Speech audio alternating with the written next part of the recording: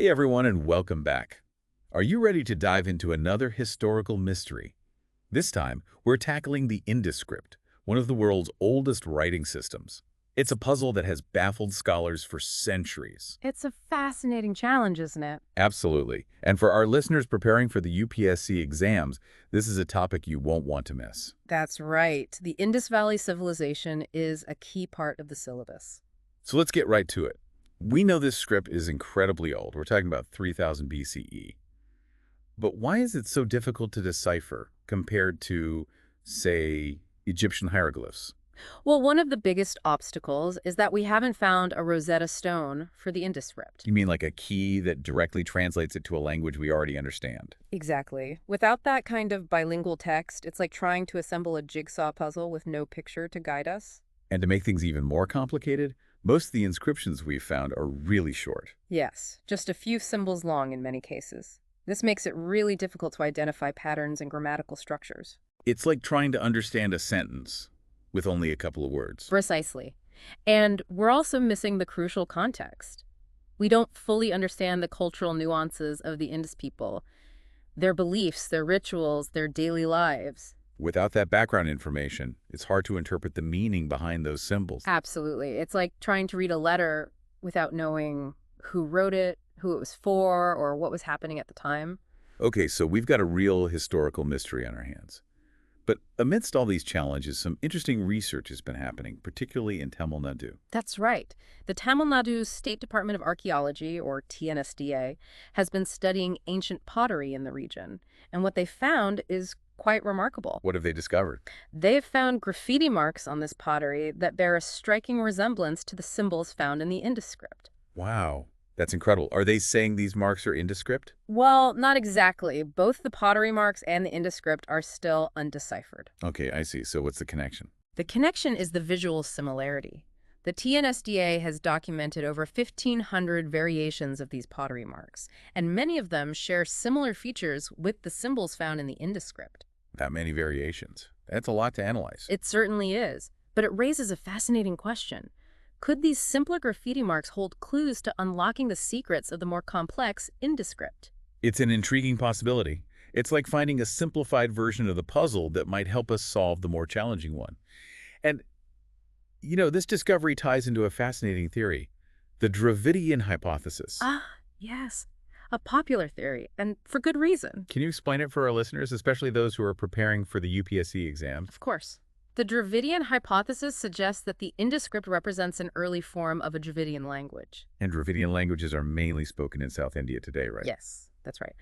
But the hypothesis proposes that these languages might have much deeper roots, extending back to the Indus Valley civilization. So are researchers saying that the people of the Indus Valley spoke a Dravidian language? That's the essence of the hypothesis, though it's still being debated and studied.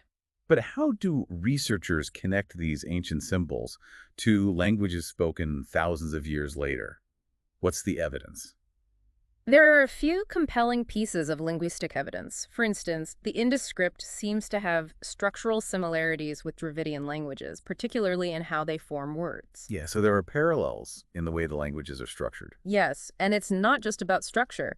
Dravidian languages also seem to have influenced other languages that developed later in the Indian subcontinent, including Indo-Aryan languages. It suggests a long and interconnected linguistic history. Exactly. And for UPSC aspirants, understanding the Dravidian hypothesis and the linguistic evidence can add a valuable dimension to their understanding of ancient India. It's all about those insightful connections, right? And we've only scratched the surface. We still need to talk about the techniques being used to decode the script and why unraveling this ancient mystery matters, not just for history buffs, but for all of us. All right, so we've covered the challenges of deciphering the Indus script and those intriguing clues from Tamil Nadu.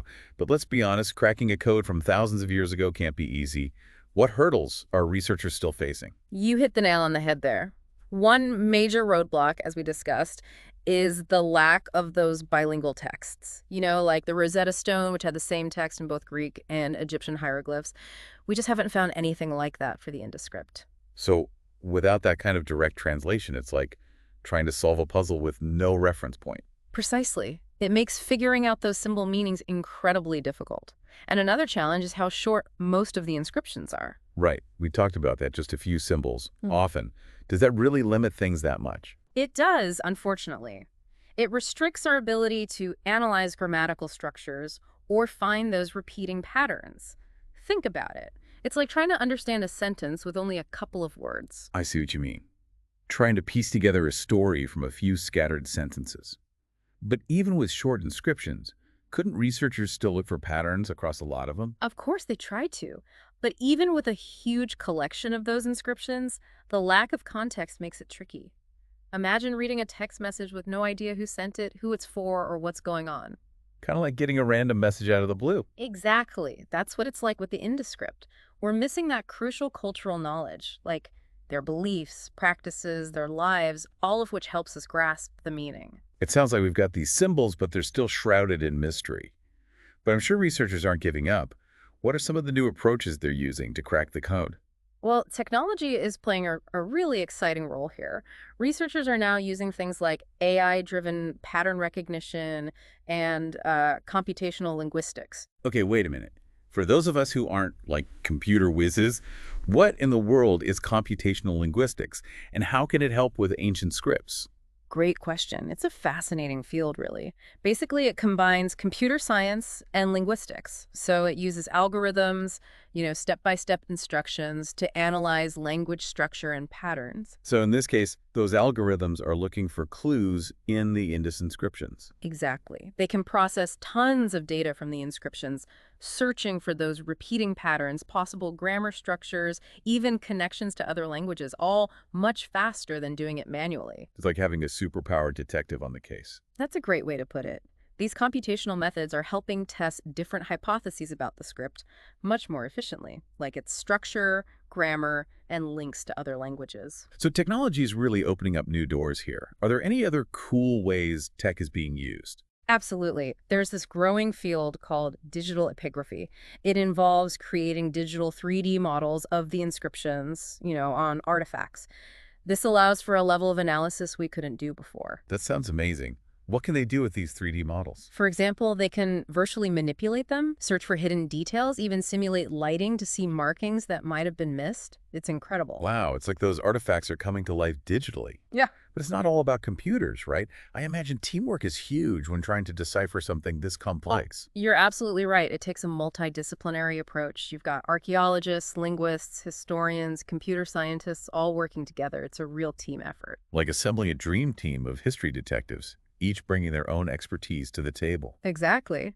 And it goes beyond national borders, too. There are international conferences and projects focused on the Indus script, bringing together scholars from all over the world to share knowledge and research. That's amazing, a global effort. It shows how the pursuit of knowledge can really bring people together.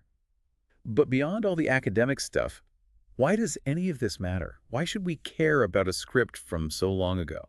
That is the million-dollar question, isn't it? And it's one that we need to explore more deeply. So let's continue our dive into the Indus script and see what we can uncover. We've talked about all those challenges, those cool clues, and all the amazing technology being used to try and decipher the Indus script.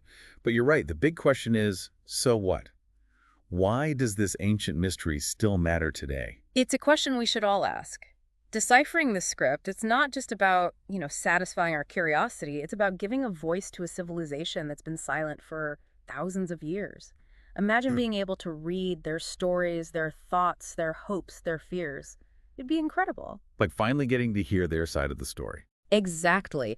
And think of all the historical insights. We could learn about their social structures, their beliefs, their political systems, daily life, all straight from their writings. It could change everything we know about ancient India and its place in the world. And for our UPSC listeners, just imagine the depth they could add to your essays and answers. Citing primary sources from the Indus Valley civilization, that would be impressive. Absolutely. It would show a deep understanding and that ability to connect ancient history to modern issues.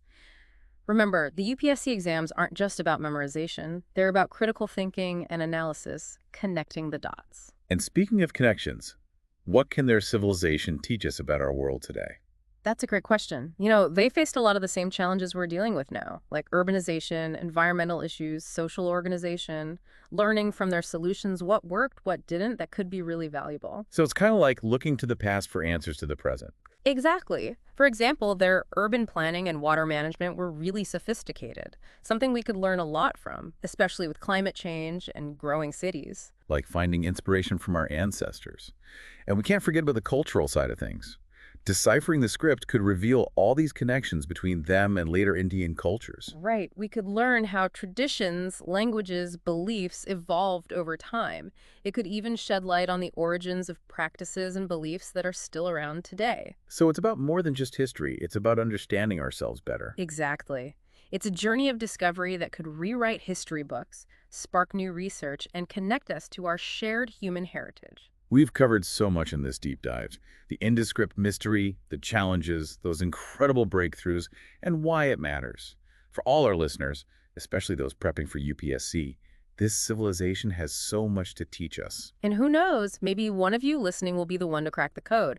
But even if you don't become an archaeologist, keep that curiosity alive. Absolutely. If you enjoyed our deep dive, be sure to like this episode and subscribe for more. And share it with your friends. Everyone loves a good mystery. Until next time, keep exploring, keep learning, and keep asking those big questions.